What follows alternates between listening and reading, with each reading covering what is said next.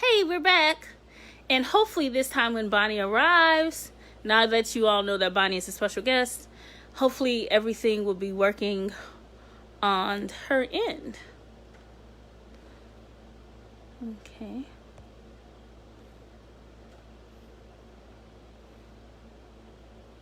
Hey, Preston. All right, there goes Bonnie. All right. We're connecting. Bonnie, Hi. hi. Hi. Okay, is the delay gone? Is it still there? No, it's good. This is like we're just talking here in the room. Okay. This was Okay. the seventh take. Yeah. We're awesome. We're so awesome. So, this is Hug Your Friends Part 3. Woohoo! Part of the reason why this is happening again is because of you. And so, it's only fitting that you'd be featured today in Hug Your Right Friends Part 3. Trademark, to. Does this need to be trademarked? Like, how does one decide? I don't know. It's a good question. When you start making the big bucks. Yeah, I mean, can I just like say it out there, like, hey, trademark, like, Sure. TM. that should be enough. That should be enough in America. I shouldn't need anything else. So, Bonnie, the word on the street is that white people now know racism exists. Did you hear about that? I did. I have heard that word is really spreading lately. I mean, everywhere, Amazon is now featuring movies with Black cast members. That's a thing. Oh, okay. Mm-hmm. The big Nike step. has a campaign that says just don't do it. So like, it's a trendy thing to support Black people right now. Right. We're hoping that that trend will last. Like, it will go from being a trend to a movement to an everyday social norm. Yeah, it's a good trend, and then there's the danger of the trendiness kind of taking the like sucking the life out of it, right? Or folks getting involved for the wrong reasons, or which brings us to white people, right? Because that's who we're talking about. Talking about white people, Bonnie. Yes, thank you for inviting me. So, for everyone who's watching or who will watch, Bonnie is my white friend.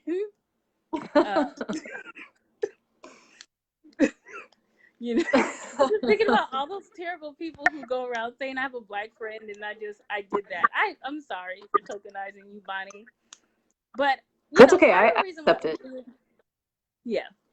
Part of the reason why we're doing Hug Your White Friends Part 3 is because with so many white people now deciding now is the time to act, and I don't want to make light of that. That's powerful and also a little bit upsetting, because one would have hoped that it shouldn't have taken so much to get so many people to see racism as a real thing. But nevertheless, we're in this moment of time. But one of the things that I'm hearing in a lot of different ways, a lot of different people, is that a lot of white people are wanting to bring Black people along for the ride. And, in the previous two videos, one of the things that I try to establish is that we've been on this train, right? Like, we've been doing this work. And so I think that I want you today, I think you can kind of respond to the idea of why so many white people feel like Black and brown people have to be in the room as they start to work on their own internalized racism and internalized anti-Blackness. But I also kind of want you to speak to the idea of why do you think white people have or will resist white-only spaces? Because, like I said, my understanding is that these kind of spaces are popping up everywhere. And so why would white people also be resistant to doing this work without, let's say, having a Black friend join along? And then I also kind of think that you would be a good person to also kind of help me understand, that people who watch, what does it mean to learn from Black people, but not lean on Black people. Because I think that is something that people are really struggling who aren't Black, right? They want to doubt it. You know, Bonnie, you know that I've gotten some calls and messages from ghosts of far away. And Yes. so right now, I think a lot of Black people across the world, across the country, are having, you know, dusty old friends show up from nowhere, trying to get them to talk about, is this post racist? So I feel like, am I doing the right thing right now? Can you tell me what to do as a Black person so that I can know that I'm on the right path here? yeah.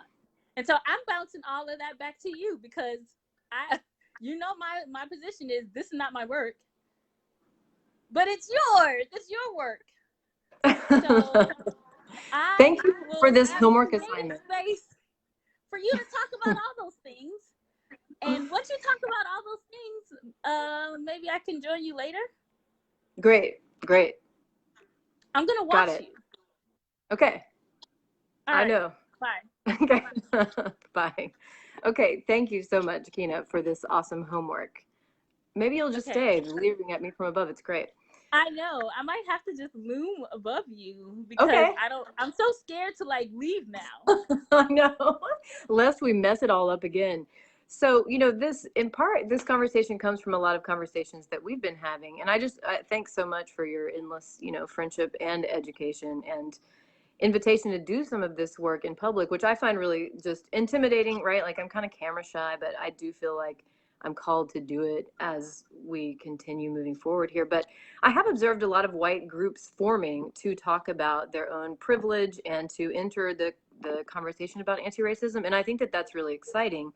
And then at the same time, I think a lot of times as I'm watching these groups unfold in different spaces, both online and in real life or in book clubs, there is this kind of persistent call for we shouldn't be doing this by ourselves. Like it's an act of segregation, or like, aren't we being racist if we do this? A lot of times folks who enter these groups who are also newly entering the kind of anti-racism talk and who are waking up to the issue of racism in America more fully, that's the first question. Like, can we really do this? And shouldn't we invite Black folks in on this conversation, lest we're not legitimate, right? And I want to speak to that for sure. For that resistance is kind of a mishmash, like the resistance to kind of identifying and being part of a white group, the messiness of that we encounter, and the desire to like call on Black friends to kind of do our homework for us, which I think is really problematic and starts to make that distinction that you've pointed out between leaning on our Black friends or learning from our Black friends. So the idea is not that we should not seek out Black resources and voices and really center those for our education, but that when we're talking about white privilege and unpacking our own families and what our grandparents said and and the guilt that we feel and what we can do with that guilt, and tell me again why all lives matter is problematic, right? Like some of those anti-racism 101 type questions our Black sisters, brothers, friends have asked us to please gather our people and have those conversations amongst ourselves so that they don't have to hear it anymore, right? So for the 30th not going to speak for here. Yes. Like I don't want to presume to speak for, but what I do know is that a lot of these groups and folks who are starting these groups, leaders of these groups, are forming them because they're listening to their Black friends who say, a lot of patient enduring of your microaggressions, and now it's your turn to get this together, right?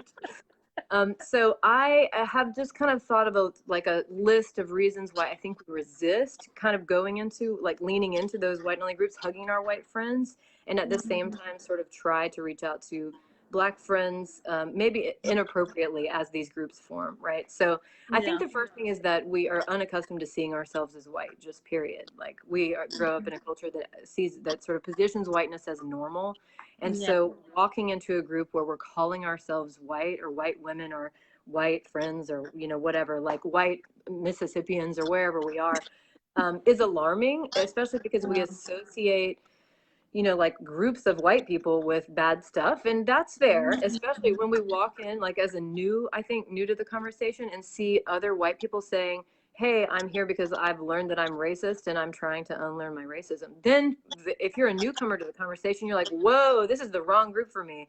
I'm not Wow. racist. I just think all lives matter, you know, or I know all lives matter is problematic, but I want to know why, right? Yeah. So there's a fear of being labeled as like racist within the context of a white only group. And that's scary. And I think that it comes from a sort of genuine place of not wanting to be a jerk.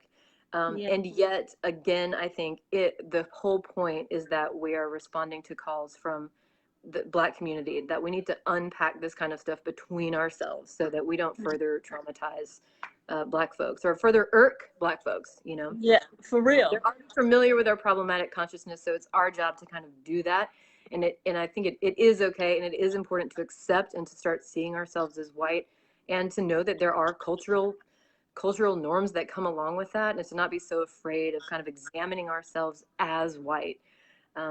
Okay, so the other thing that I think is part of like why when somebody maybe newly stumbles into these groups as a white person and then says, we really need to get some Black folks in this group, or we can't be legit here, and I'm going to go like reach out to my Black friend and see if it's okay with her or whatever, is that I think we see this moment sometimes, or I think some folks are seeing this moment as an opportunity to reach out to Black friends or acquaintances or colleagues that we don't have a relationship with, because we see it as kind of a good excuse to like begin to build that relationship. And I think it's So it's part of like an invitation, sort of. yeah, it's like, oh, what you were saying, I'm gonna like dig up my Black friend from college, you know, who I haven't talked to for however many years, and be like, hey, remember we had that English project together? Can you like tell me what I should do right now? Like, what should I do right now? And I think that that's really bad form, right? That's the kind of thing that we need to hug our white friends with. That it's great if we have existing relationships, but like, it's not a good conversation starter to say, It's totally not. yeah, hey, how are you? And what can I do, right? Like, can you please do some labor and some thinking for me to tell me what I need to do right now in this moment in time? So I think folks are using that as an opportunity to reach out and build relationships. I think part of it is linked to guilt. It's like, I should have had this relationship. I should have been having this conversation before.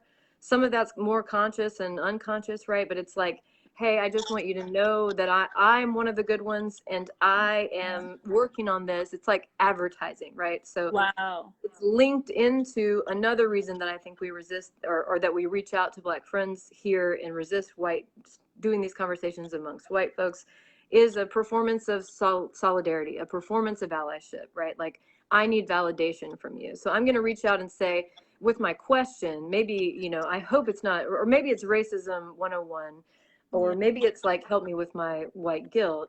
Maybe it's like, it's an advertisement to say, please let me know that I am hip, I'm woke, I'm one of the good ones.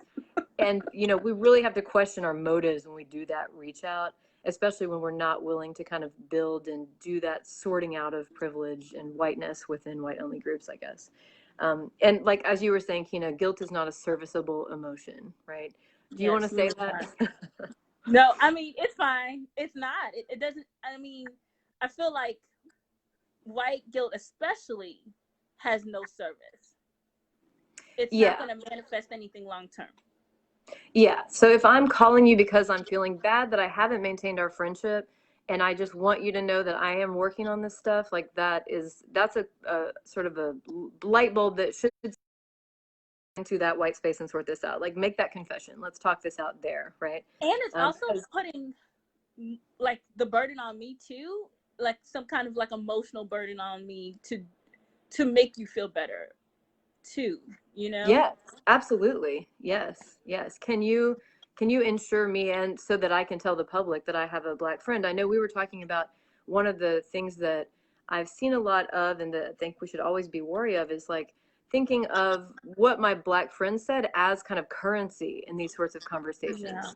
And, you know, it's super problematic if we're leaning on a really perhaps conservative Black voice, right? To say, like Candace Owens. Right. Like, look what she said. So this is where I'm getting my information from. Like, I'm going to trust her because she's Black, not you other white people who are saying that I'm being racist, right? And of course, the answer to that is read more widely into those Black voices.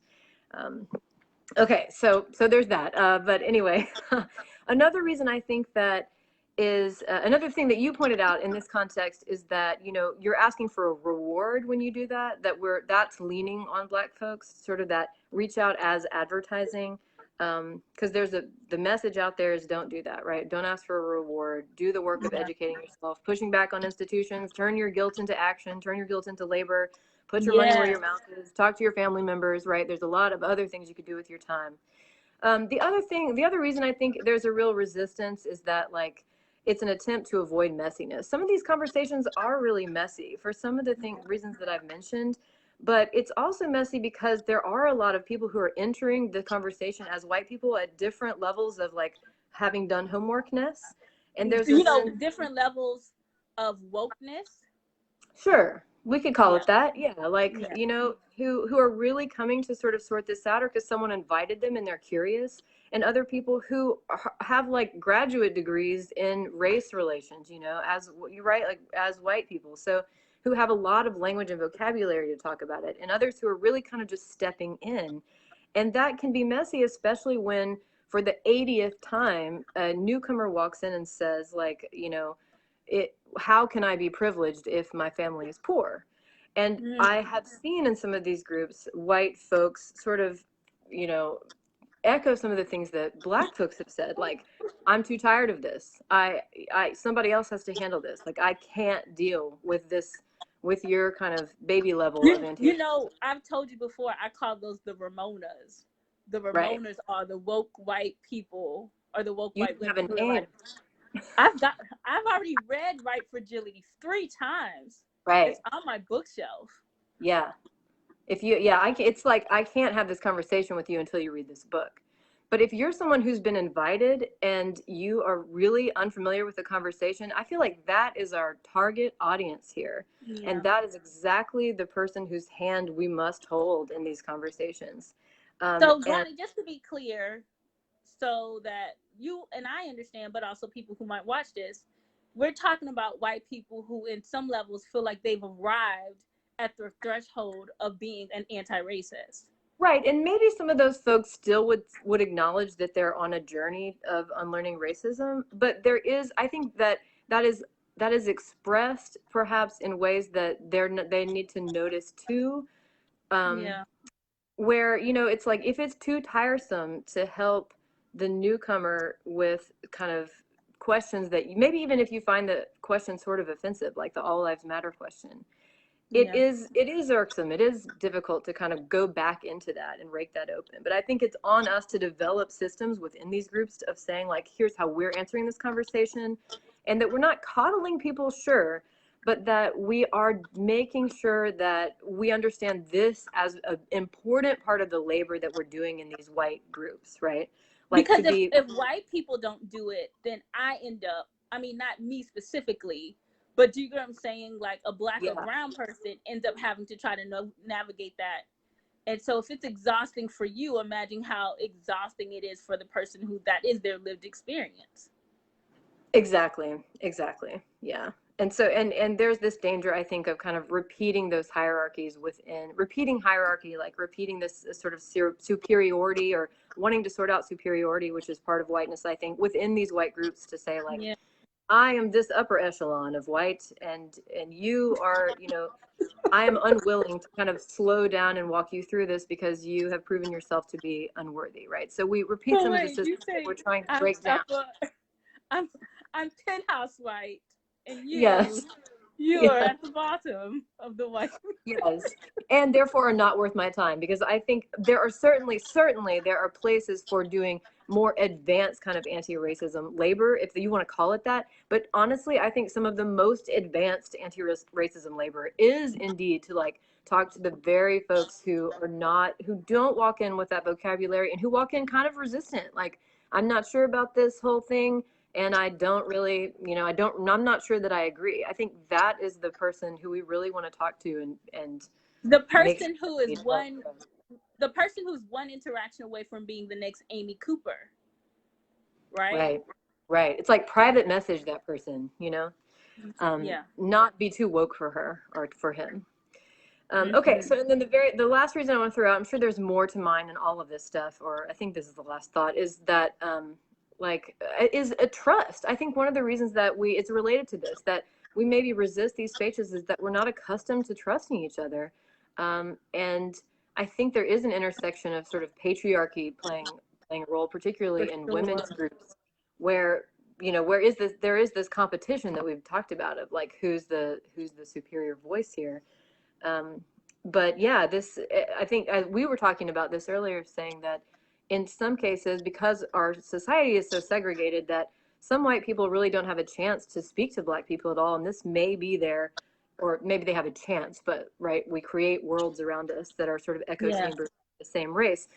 That we have to be strategic about educating each other, because this may be some of the only or some of the first chances they have to like get brought into the fold as we move forward. So yeah, I think like developing trust in each other is a part of what's important as part of doing like white group work, I guess.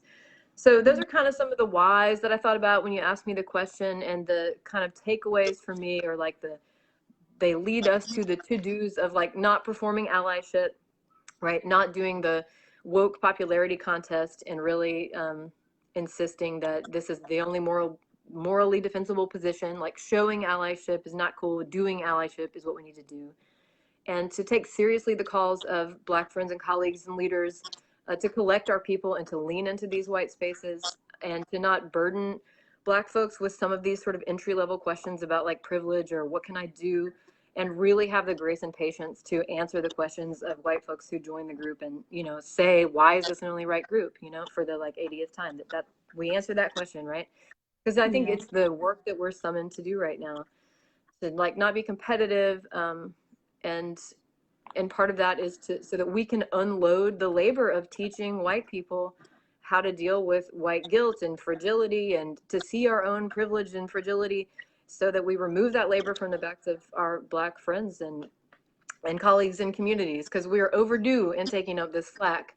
And then also, of course, that we do the homework, like that we learn from Black voices by doing that homework and go read the sources. There's no reason to desperately dust off the Black friend from high school when there are so many folks making content, so many resources available. And then, the last idea here then is to recognize that stuff is labor, that we've got to pay up for the labor of our Black friends who are working to produce content that makes us better. Like make it rain, pay up. Like make it rain, pay up. I think so. I think if you can, I think it's time. Because it's not a video and to walk, to hold somebody's hand through this process, and it's a major community service. And often, as you were saying, white men in particular who do kind of anti-racism books or whatever get the big bucks, or like doing 6-figure book, tours. And so I think if you can support financially, it is time, right? And part of that is that it's not charity. It's like you're part of the wealth that white folks accumulate is unearned wealth from exploitation of Black people. So and that's the whole country. That's the whole American experiment too, right? Yeah. So I think it's a matter of like fairness and we pay for labor that we appreciate, right? So, and you were saying like there's other ways to pay too, like if you're spiritual, to pray for that person, or to make your Black friend who's really helping you at dinner some night, or write him a really nice card, or like, but pay up, I think, if you can. And I'm gonna try to do all those things for you. Well, the great thing about you is that you run me reparations all the time. So I try to do my part. that's a little friend joke right there. Yeah. Yeah. But that's interesting though. But I was thinking while you were talking, all of this work is happening in whiteness, and so the tediousness of doing this within that system, because whiteness teaches hierarchy, right? So that you know what I'm saying. So we're saying that in these white only groups there shouldn't be hierarchy, but at the same time you have people who are still very much subscribed to whiteness, right? And that's a whole nother conversation, which we'll probably have to do Hug Your White Friends Part 7 on. That is, how do we get to the point where white people realize they have to buy out? They have to divest from whiteness. Yeah, And I'm really so, liking that.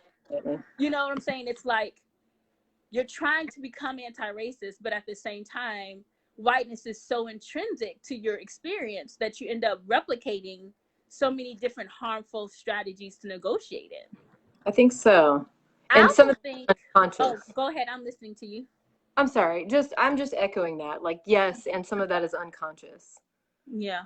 And also, that other thing too is that whiteness teaches people there's no room for failure, right? Like, yeah, and I thought about that when you asked me to do this, right? And we talked about that too. I was afraid to say yes because I feel camera shy and I wanted to get it just right. And like I wrote a bunch of things down and then realized I really just need to set that aside and speak from the heart. Like that's what I'm afraid of. I'm resisting that, and it is a function of whiteness. I think it's like wanting to be perfect about it, wanting to get all the ducks in a row and like be successful, instead of just kind of sorting through the stuff that we have to sort through right now. But going back to like you said, being in the messiness, being in the uncomfortable, learning how to, okay, you mess up, okay, acknowledge it, move forward, don't sit in it.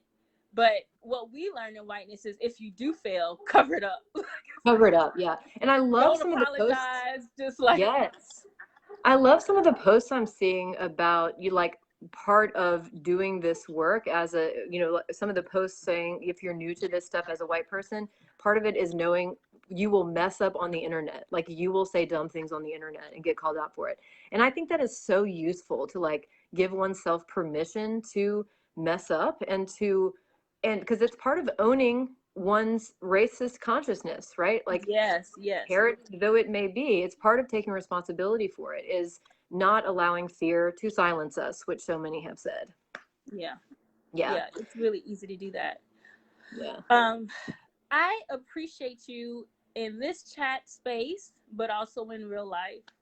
And I think for a lot of people, when they start to do this work, when they start to divest from whiteness, when they start to tackle their own anti-blackness, which again, that's something we're going to be talking about in the future too. Stop being anti-black is the hashtag. I'm encouraging everyone to use stop being anti-black. But I think the relationships that people want will happen organically once that occurs. So then you don't have to dust me off from your grad school closet of Black people. You'll actually have real life Black friends. Yeah. Because you and I mean, we've had some really tough and invigorating conversations.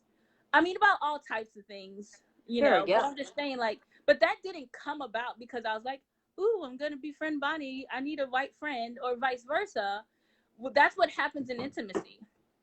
Absolutely. Lends itself to having real conversations. And there's no way we would have the relationship we had if I hadn't done some of that work before we were in community together, right? Like it is not an accident. I mean, I would have just walked past your ass.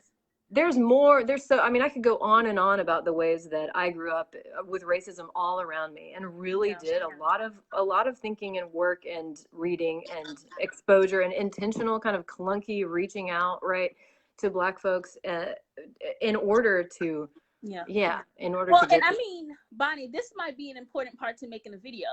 That is why we're friends, because you did that work outside of me. You were someone I saw as being safe to spend time with, because there are plenty of white people out there that I'm like, I see you go left, I go right. You know what I'm saying? Yeah. Thank you for saying that. That means a lot. And so, and I so appreciate your like kind of pushing me out of the nest here and making me do a video.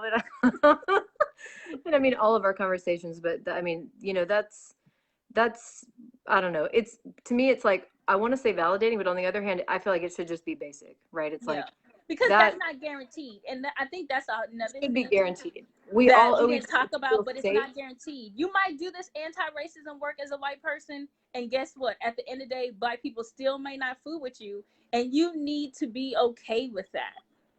Right. You Right. know? Yeah. Oh, yeah. Yeah. And that's another place where we have to lean into those white groups to sort that stuff out, right? Yeah. Because it sounds like if that's the case, there's more work to be done for sure. Yeah. Yeah. And of course, I don't want to put myself on the pedestal of, wokeness either, right? You don't want to be a Ramona? I don't want to be a Ramona. Yeah. And there have been plenty of times. Okay, for everyone watching, Ramona is what we call the opposite of a Karen or Becky, okay? If Karen and Becky's are just problematic white women who call the police on folks, the Ramonas are the ones who are like, I would never call the police on people because I'm too woke for that. Which is this idea that there's no level, and we talk about this a lot, Bonnie. There's no level of arrival, right? Like as a straight cisgender woman, there's never going to be a point where I'm like, I cannot be problematic to the queer community. No, no. There's always going to be a learning curve for me. Yeah, and I know that a much of our conversation has been around moments where I've been like, oh my God, listen to how I messed up and my student called me out, right? Or like, look what I'm noticing about how I'm acting white right now, Oh my gosh, how many times have I come in your office and I'm like, I don't know what's going on. Where did I fail? Where did I drop? You're like, can you make your face show your emotions, please? Okay, I feel like we're there, maybe. Yes. I feel like this was a very good video. I did my best. So how are you supporting me? You're following my Anti-Blackness project? Yeah, I'm going to follow your Anti-Blackness project, and we're going to ask everybody to make sure you do so on Facebook and Instagram and Twitter. When I figure out how to work all those things proficiently. Yeah. I have a Facebook page now, though. That's a thing. And I would be remiss in saying that, like, there's great stuff going on in these white groups. Like, I kind of focused on some of the small problems that sort of bubble up, or some of the worries that I have. But oh my gosh, some great conversations are going on, and some awesome leaders have gotten this going. And I'm so grateful for the folks who have been moving this forward. It's great. And then you can tell all of them about the Anti-Blackness project too. Yes, indeed. Okay. So for everyone who's watching, attached to this video is going to be my information, but also Bonnie's going to be generous. She's going to do something that so few of us academics do. She's going to put her email address out there in the world. Yeah. So if you want to ask her questions, white people, ask her the questions. Okay. Leave it to Bonnie. Yes, I'll make good on all of my critiques of others. Oh my gosh, part of me wants you to get like 100 emails. I know that. I know you do. Yeah. I asked for it. All right, I'll talk to you later, Bonnie. Okay. Thank you. Love you. Bye. Bye.